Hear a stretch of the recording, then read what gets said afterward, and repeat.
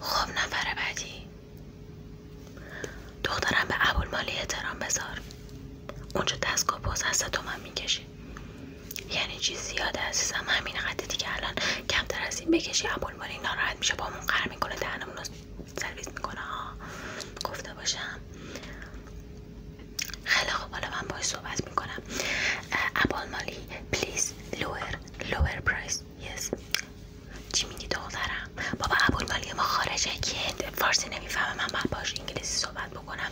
ابوالمالی ما تازه نرخش هم به دلاره، باید ببریم به صرافی براش اونجا اکسچنج کنه. نه خیر نمیشه. ابوالمالی اوکی فاین. بله آره عزیزم، من موزه من رو شما بکش. تازه شانس آوردی که ابوالمالی منو دوست داره، به خاطر من نرخ بیشتری به شما نگفت. بله همینه که هست. بفرما بشین حالا ببینم مشکلت چیه. خیلی خوب، ما روش کارمون اینه که اول با بازور شروع میکنیم که دونه دونه مشکلاتتون بریزه رو، اینجوری مثل بازور دونه دونه. نه عزیزم، من روش کارم فرق میکنه. من خودم نگاه میکنم ببینم توی این آینده تو چی گفته. اوه اینو میبینی؟ این خیلی کارت بدیه. فکر کنم شوهرت داره بهت خیانت میکنه. Didn't I say it's ابوالمالی؟ It was right. Yes. ابوالمالی میگه your husband is cheating. نه ابوالمالی هر جایی که من نگاه کنم اونجا نشسته. عزیزم شما لطفا سر جاتون بشین. ابوالمالی ناراحت میشه. میگه که شوهرتون با یه داف خسته پلنگی داره میرسه رو هم که تازه موهاشم اینجوری. Yes, is it curly? Yes. میگه که موهاش فرفریه تازه. nose is عملینگ. اوکی نوزش هم عمل کرده، سرجری کرده. بعد میگه که لباش هم ژل زده، اضافی فک کم زده، تازه یه توره very big یه توره خیلی گنده هم برای شوهرتو پهن کرده. میخواد که تمام اموال شوهرتم بکشه بالا. تمام نشونه که گفتم مال این یارو منشیشه. دیدی گفتم عزیزم کارم من واقعا حرف نداره. هر کی که شما رو به من معرفی کرده واقعا خیر و صلاحتو میخواسته، خیلی هم خوب منو میشناخته، میدونه که ابوالمالی من اصلا اشتباه نمیکنه. اصلا ما خطا تو کارمون نیست.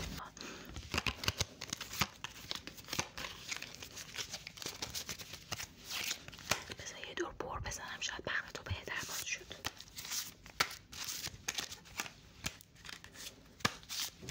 این کارتو میبینی؟ این از همه بدتره.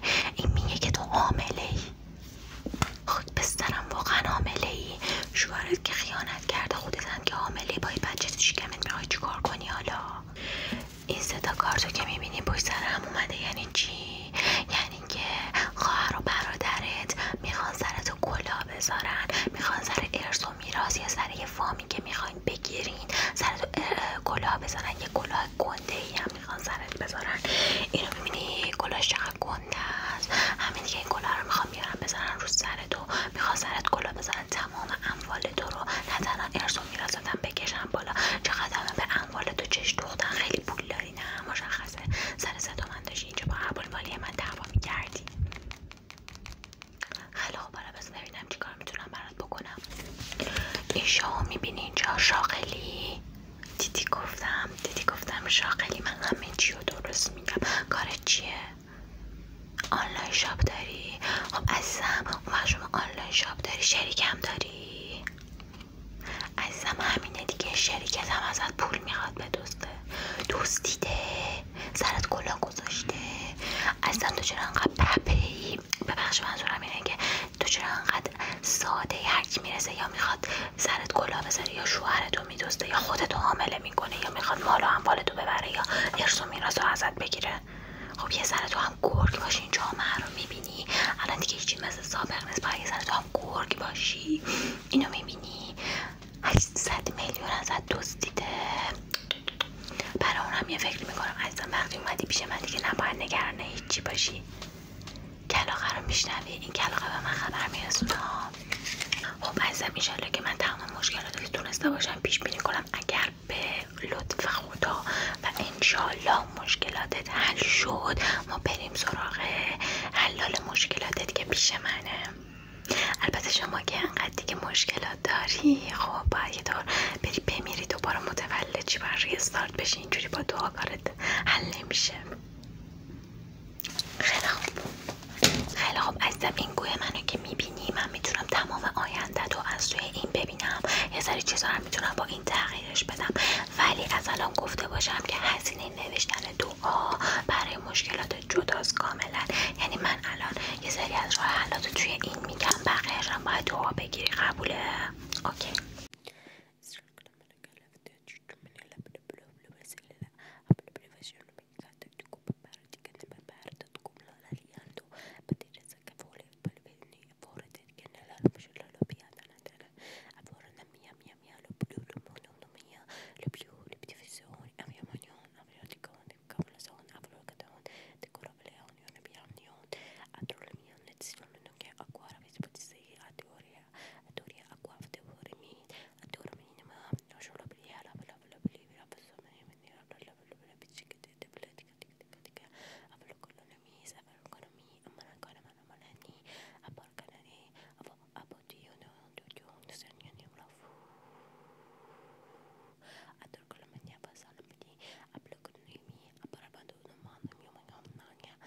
خب عزیزم، همونطور که میبینی این گوی من به صورت کاملا جادویی و رنگاش در میاد. رنگایی که ازش میبینی هر کدوم یه معنی متفاوتی میتونه داشته باشه. اول از همه که داره میگه که خواهر و برادرت وکیل گرفتن، یه وکیل خیلی کارکشته‌ای هم گرفتن که این وکیل خیلی کارش خوبه، تا حالا هر پرونده‌ای که داشته همه رو برده. شما باید زودتر برای خودت یه وکیل بگیری که بتونی این کاراتو حل و فصل بکنی. دوم اینکه این خانومی که اومده سراغ شوهرت و مطلق است، شوهرت هم این قضیه خبری نداره. حالا من خودم بهت میگم باید چی کارش کنی. سوم اینکه خبر خوب برات دارم، تو قلو حامله ای. حالا نمیدونم این خبر خوبه یا بد. یه دختر داری یه پسر، بچه ها خیلی شیرینی زندگیان، حتما این بچه ها رو نگه دار. بعدنم خیلی هم دخترت هم پسر عصای دستت میشن و خیلی مامانشون رو دوست دارن. ولی من توی زندگی شما متاسفانه یه جدایی میبینم که البته این جدایی مال الان نیست، احتمالا سالهای دیگه این جدایی اتفاق میفته. آره عزیزم. خب حالا چیکار کنم؟ برای شوهرت دعا بنویسم که ایشالا سرطان بگیره بمیره؟ عزیزم اصلا برای مرگ و میر پایین تر من دعا نویسم؟ اینجا ما نرخمون بالاه، خب حداقل فلج بشه. خیلی خب حالا یه باش از کار بیفته. ای بابا عزیزم، نشد که من اصلا خورده کار نمی کنم که مثل میمونه که شما رفته باشی بازار خورده جنس بخری. من عمده کار میکنم، من کار گنده انجام میدم، بزرگ گنده. خیلی خوب عزیزم، هر جور راحتی. پس من دعا می نویسم که این خانم دست از سر شوهرتو برداره.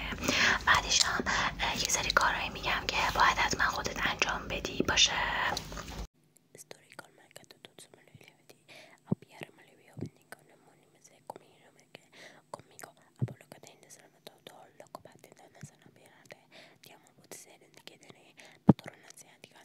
عزیزم این گلدونو تو میبری میذاری جلوی خونه برادرت. حالا یا میبری اینو بهشون هدیه میدی یا اینو یه جای قایم میکنی. قاعدتا اینو نمیتونی جای قایمش بکنی، پس اینو میبری میگی که من اینو به شما هدیه دادم. این باعث میشه که زبون زن داداشت بسته بشه دیگه، داداشت رو شانتاژ نکنه که بخواد مال اموالتون رو بکشه بالا.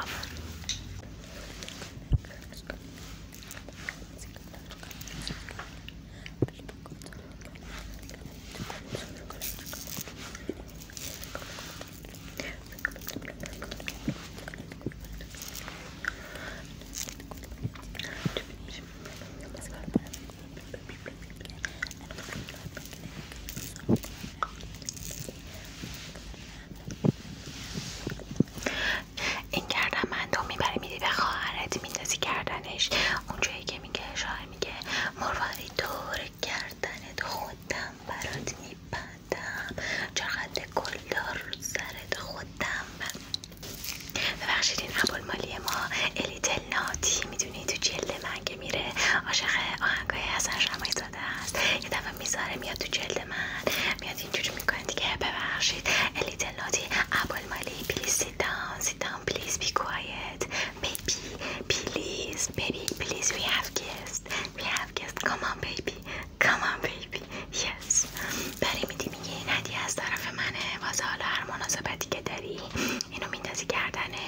که دیگه از خرشیتون بیاد پایین نخواد مال تو رو بکشه بالا باشه.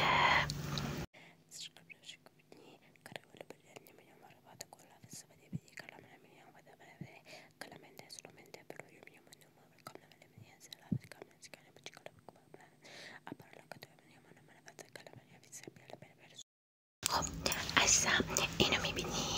اینو برای من از ژاپن قدیم آوردن. خب خیلی چیز با ارزشی. اینو حالا هزینه‌شو بعدم باهات حساب میکنم، ولی اینم میبری میدی به ماشین شرکتتون. اینو باید بزنه توی موهاش که دیگه دست از سر شوهرتو برداره. اینو بزنه دیگه از انگار آبروهاتی شوهرت رو کلا فراموش میکنه. از خیالت راحت. بعدم میگم که خانم ملنگی جان دست درد نکنه، زندگی منو نجات دادی. مثلا این آبو میبینی؟ اینا مقدسه. من توی این آب میبینم اگه تو دشمنی داشته باشی یا نه. توسط یه نوار که الان نشونت میدم، اگه اینا قرمز بشه یعنی خیلی دشمن داری، ولی اگه سبز بشه یعنی که اصلا دشمن نداری. اینو میبینی؟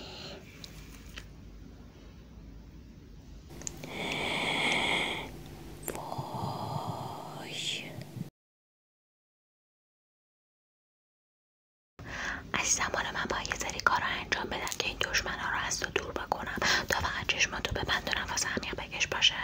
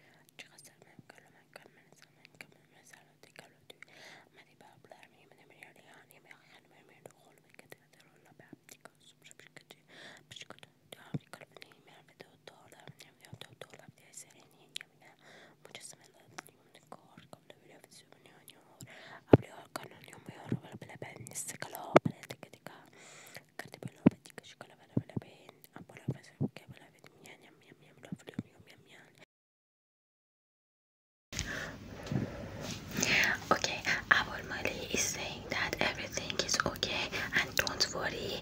Whenever Mrs. Balakian is here, you don't worry, okay? Okay, thank you, Abul.